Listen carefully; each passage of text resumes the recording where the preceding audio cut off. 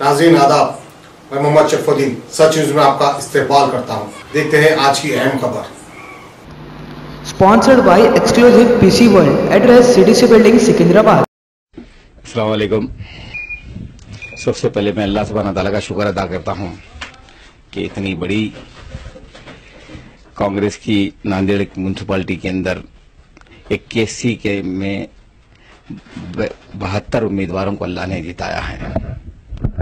मैं सबसे पहले नांदेड़ की आवाम का और बिलखुसूस मुसलमानों का, जो सारे हिंदुस्तान को एक पैगाम दिए हैं कि उनकी यूनिटी से कि जितने फिरका परस्त ताकतें थी जिसके अंदर बीजेपी, शिवसेना, आरएसएस सब मिलके काम करे हैं, उनको मुंह तोड़ जवाब दिए हैं।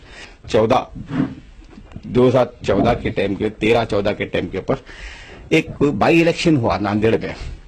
उस बाई इलेक्शन के अंदर एक सीट जीती।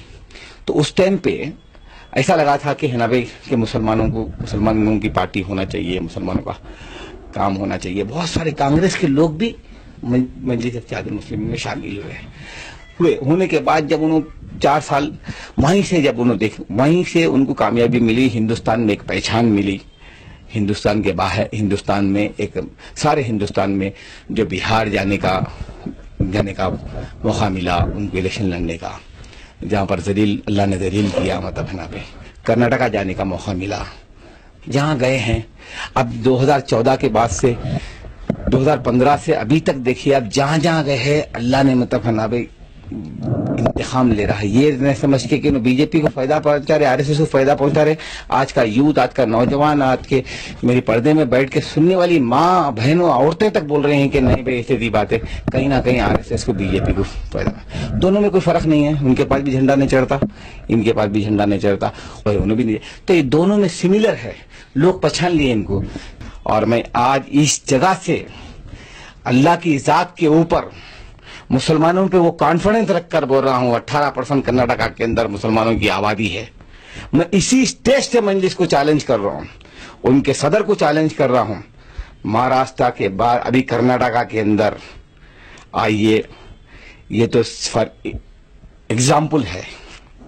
आपको तो असल जमीन नापने लगाएंगे ना में कर्नाटका के अंदर। आप बोल रहे ना कि कर्नाटका आइए, यहाँ से वेल एजुकेटेड मुसलमान है कर्नाटका के अंदर।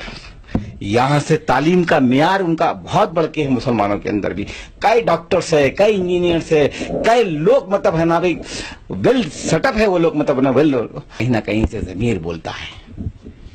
हर चीज का बोलने का एक अंदाज होता है, मतलब ना भाई घर करती है दिल। जब अकबरुद्दीन अवैसी के बारे में पढ़ा गया तो मसीहा था, आसमान से उतरा, उन्हें पढ़ा, उन्होंने कई सही किए। मैं इसको जलसे में मौजूद था नांदेड़ की सरजमी पे। मैंने जब उनके ऊपर नज़म पढ़ी थी मतलब में, तो उस टाइम के ऊपर नाम लेने के लिए कितने कारपोरेटर्स ऐसे उनके पीछे की लाल हो जाती थी मार मार के पुलिस वाले। 2012-13 की बात कर रहा हूँ मैं आपको। वैसे उस पीक मूवमेंट के ऊपर जब उनका नाम लेने के लिए भी कोई डरता था, तो दूसरे से आदमी के ऊपर इल्जाम लगाना, इन तमाम चीज बेकार बेसलेस बातें हैं। जज्बे ईमानी है इसके पास, मतलब है, और एक दिशा देगा हिंदुस्तान को। और अल्हम्दुलिल्लाह मतलब है ना भाई, अगर ऐसी स्टाइल पे अगर कांग्रेस काम करी, मौलाना अब्दुल कलाम आजाद के बताए हुए रास्ते के ऊपर चले, कि उन्होंने नारा दिया था जामे मस्जिद से, क्या मुसलमानों कहाँ जाओगे तुम, अपने आबो असबाब की निशानियां छोड़कर, मतलब उसी लाइन के ऊपर आज जरूरत है हमको कि एक मौलाना अबुल कलाम आजाद के जैसा लीडर कांग्रेस में हो। उसके पीछे हिंदुस्तान के मुसलमान चलने के लिए तैयार है। इसका एग्जाम्पल आपको गुजरात का इलेक्शन बता देगा।